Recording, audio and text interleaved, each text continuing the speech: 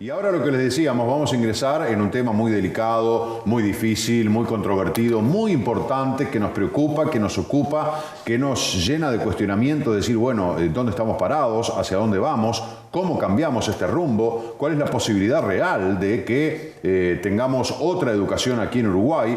Lo hemos hablado con varios invitados, es inevitable caer en el tema de la educación porque es una especie de eje de columna vertebral, que a partir de allí, bueno, se desprenden una cantidad de temas y una cantidad de cosas de la actividad propia de los seres humanos, puntualmente de los uruguayos. La profesora Alex Mazzei es la presidenta del Instituto Nacional de Evaluación Educativa. Ya ha estado con nosotros, es una mujer que sabe muchísimo de educación, además de por su calidad de docente, por haber ocupado importantes cargos en lo que es el rumbo de la educación en nuestro país, y para nosotros es un verdadero honor recibirla. Bienvenida, Alex. Bueno, buenos días. Gracias por tus elogios. Y bueno, y decirte que realmente me gusta mucho venir aquí. Yo vivo en Maldonado y además me desarrollé y aprendí mucho profesionalmente en todo mi trabajo en este departamento, con ustedes, con los docentes, con los medios de comunicación, con los estudiantes, con los padres. Claro. De manera que le debo mucho también en mi formación, lo que fue mi experiencia de trabajo aquí en Maldonado. Desde ya, para nosotros sos una referente en la educación, desde que estabas en Maldonado y bueno, después ocupando importantes cargos a nivel nacional. Sos un elemento de consulta, uno ve los medios y lee, y bueno, Alex Mazzei es una entrevista recurrente porque bueno, es alguien que cuando habla siempre dice cosas importantes. Y porque estoy disponible también, porque yo atiendo a todo el mundo. También, es verdad. ¿Viste qué? Es verdad, es cierto. Después hay otro que te cuesta más encontrar. Son interesantes lo que dicen, pero anda a encontrarlos, ¿no? O que tengan un ratito. Alex, bueno, el tema de la educación, o sea, no sé por dónde empezar, pero se me viene a la mente un título que nos impactó porque pasan los años y seguimos en las mismas. Los resultados de las famosas pruebas PISA, ¿no? Que se hicieron la evaluación del 2009 al 2014. No, lo que se hizo ahí fue un estudio muy interesante, que aprovecho para dejarte acá en la investigación. Mirá. Trayectorias educativas de la educación media. Siempre es bueno tener, viste, por más que tenemos la informática y las cosas electrónicas, pero el librito siempre es bueno tener. Hicimos una investigación en el instituto, preocupados porque, bueno, la preocupación del país, ¿cuál es? Que los chiquilines ingresen al sistema educativo, que permanezcan, que egresen y que sean exitosos en su carrera. Esa realmente es la preocupación principal del país, no solo del sistema educativo. De manera que acá en este trabajo fue un convenio que hicimos entre el INED y la Facultad de Ciencias Sociales. Una investigación con un sociólogo, Santiago Cardoso, que se dedicó, él y Tabaré Fernández, que son los dos que hacen ese tipo de estudios. ¿Sabes qué hicieron? Siguieron a los chiquilines que fueron evaluados por PISA en el 2009. PISA es una prueba internacional que todos conocemos, bueno, que genera mucho debate, de eso no vamos a hablar ahora, pero lo que tiene es que evalúa los aprendizajes y las habilidades de los jóvenes de 15 años. Es que están en la educación media, estén en el año que estén, pueden estar en primero, pueden estar en cuarto, pueden estar en bachillerato o en la UTU o en secundaria. Esos estudiantes que se evaluaron en el 2009, después hubo otras evaluaciones PISA, pero hubo un seguimiento por parte de estos investigadores de la cohorte. Los chiquilines que contestaron esas pruebas, ¿qué hicieron después? Hoy tienen 21 años. Bueno, ¿dónde están? ¿Qué les pasó? ¿Qué relación hay entre lo que hacen hoy y los resultados que tuvieron en esas pruebas? Y ese trabajo es el que presentamos, que se llama justamente Trayectorias Educativas. ¿Qué les pasó a esos chiquilines que en el 2009 les fue muy bien en las pruebas PISA o les fue muy mal? ¿Qué condiciones socioeconómicas tenían? ¿Cómo avanzaron en el trayecto educativo? Y ahí nos da algunas pistas. Y nos da algunas pistas que yo creo que son importantes para el sistema educativo, pero yo digo también para la sociedad toda, porque durante muchos años se involucra y se responsabiliza solo al sistema educativo de los resultados educativos. Y yo creo que tenemos que empezar a involucrar también a todos, y ese es un poco el papel del instituto, que la sociedad también con estos informes y con estos productos pueda involucrarse en el debate, involucrarse en el compromiso de la educación del país. Ahora, ¿qué ha pasado con esos jóvenes? Porque acá yo tengo este libro que tú me has traído de 100 páginas. ¿Qué ha pasado con esos estudiantes? ¿Dónde están esas preguntas que tú planteabas? Exactamente. Bueno, esas preguntas y esas respuestas son las que orientan a los investigadores, a los que tienen que tomar decisiones, también a los padres. ¿Qué te dice allí? Bueno, te dice que en realidad hay un problema muy grande en lo que tiene que ver con el fracaso. todos los chiquilines o la mayor parte de los chiquilines que alguna vez repitieron o que se quedaron en algún tramo del sistema educativo, no necesariamente en secundaria, puede ser en primaria, y este es un país que tiene una altísima extraedad, no coincide la edad cronológica del chiquilín en el estadio que tiene que estar, con el lugar que tiene que estar, siempre está atrasado.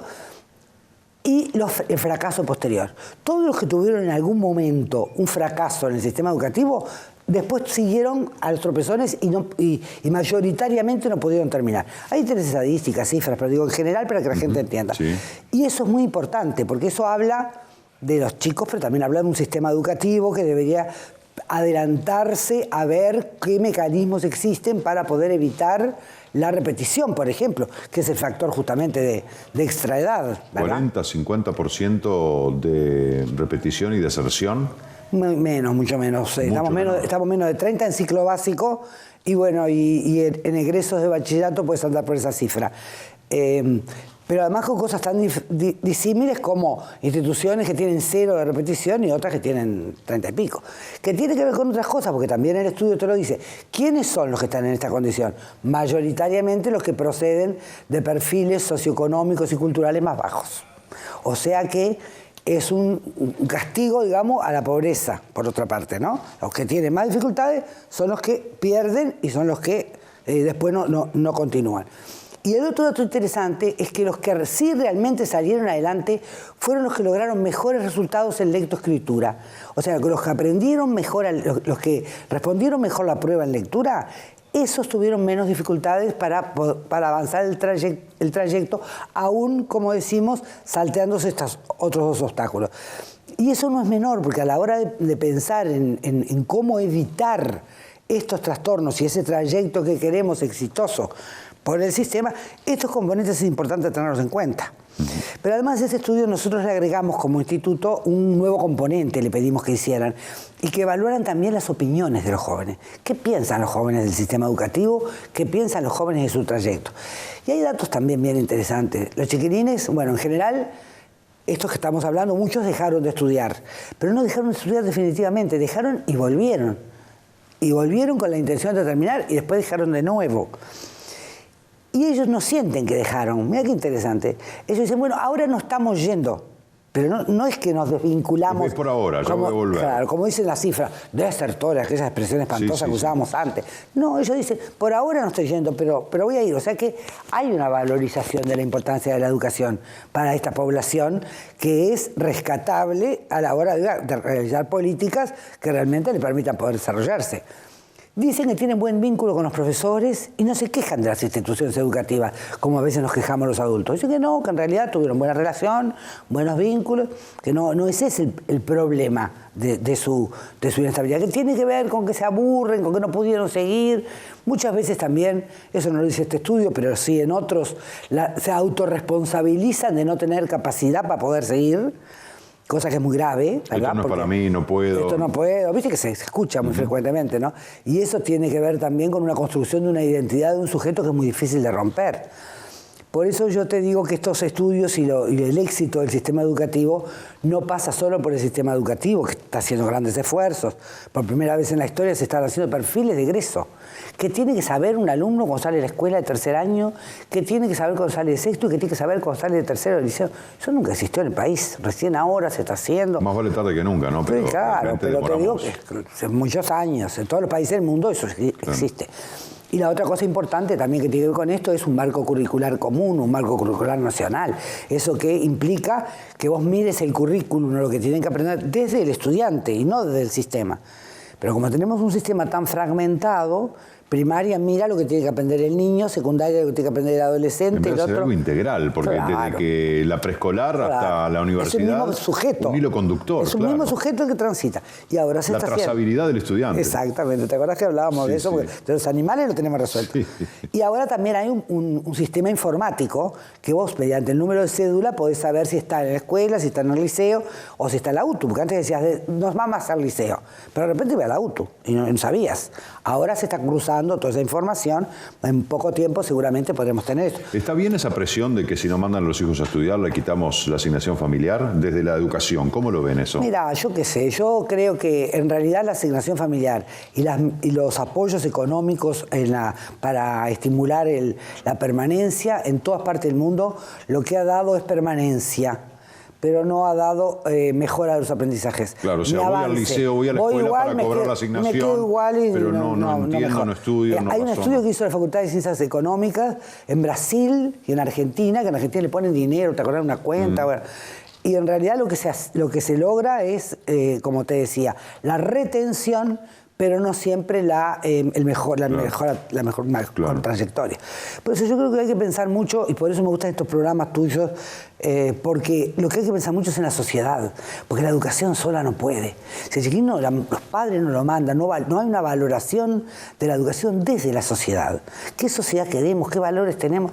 Ese debate filosófico de la vida, ¿no? Uno a veces se encuentra interpelado por cosas que lo convocan tanto. Yo ayer justo estábamos debatiendo con un gran amigo, el arquitecto Velo, que siempre nos ponemos a discutir sobre estos temas. Y decía, pensar que la única persona que aporta sobre ideología, sobre filosofía de vida en este país ha sido el expresidente Mujica, el Pepe, como dice él. ¿No? Él dice el Pepe porque es admirador de Pepe, muy gracioso. Pero no le salieron las cosas a Mujica. No, pero le salieron los discursos, que eso es a lo que me refiero. ¿Que le salieron los discursos? Los discursos. Sí, que cuando asumió dijo educación y más educación. No, te digo en la concepción filosófica de la vida, de cómo hay que vivir, de la importancia de la austeridad, de la importancia de la solidaridad. Digo, en el sentido filosófico, no me estoy refiriendo a ningún otro, solo en ese sentido que es el que me importa a la hora de la educación.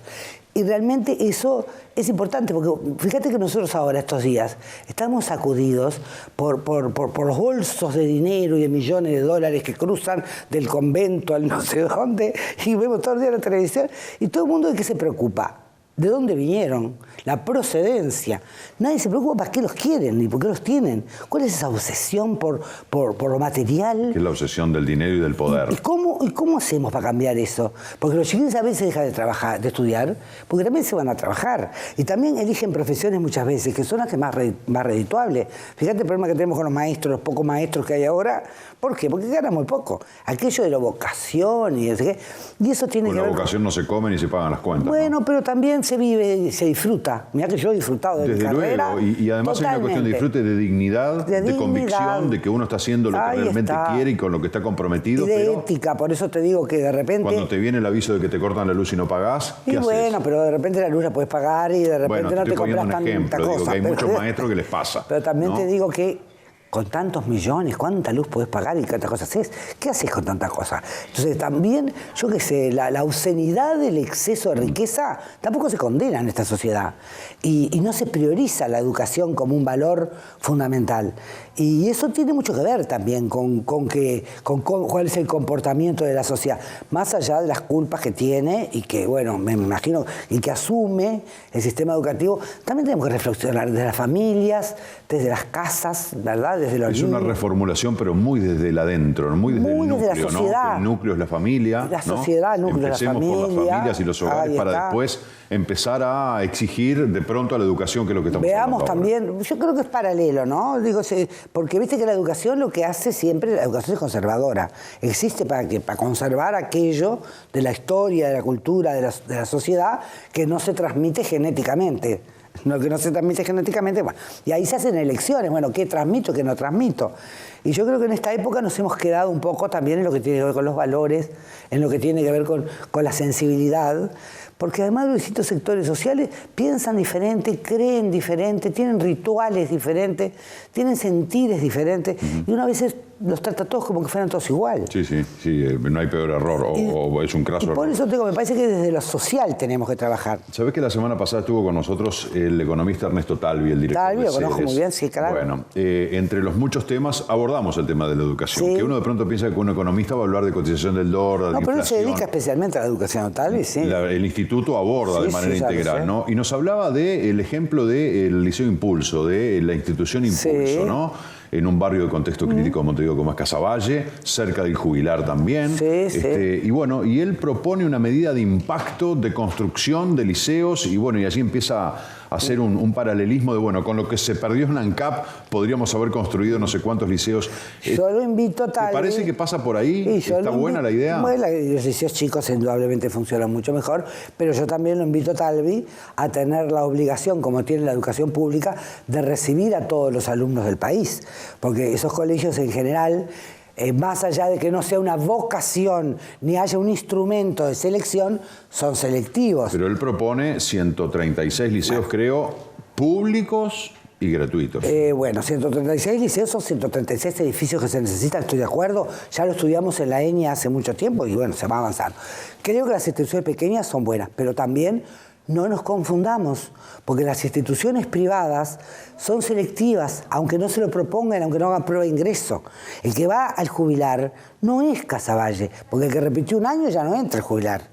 Primero, ya hay un límite desde el punto de vista administrativo, pero también tiene que estar vinculado a una religión, lo que te da una pauta de una familia, de una filosofía, tiene que tener hábitos disciplinares, ¿verdad? De cumplir con determinadas consignas y con determinadas pautas de levantarse temprano, estudiar, etc. Y lo mismo pasa con esos colegios. Entonces, no son tan transferibles. Hay otros países en los que se hizo y no siempre dio resultado. Yo creo que son buenos, yo no tengo ningún problema con la enseñanza privada, he trabajado en la enseñanza privada.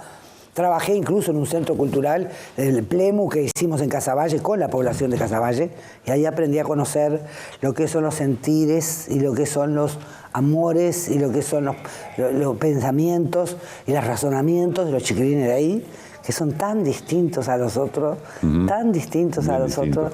Alex, tenemos que ir cerrando la entrevista.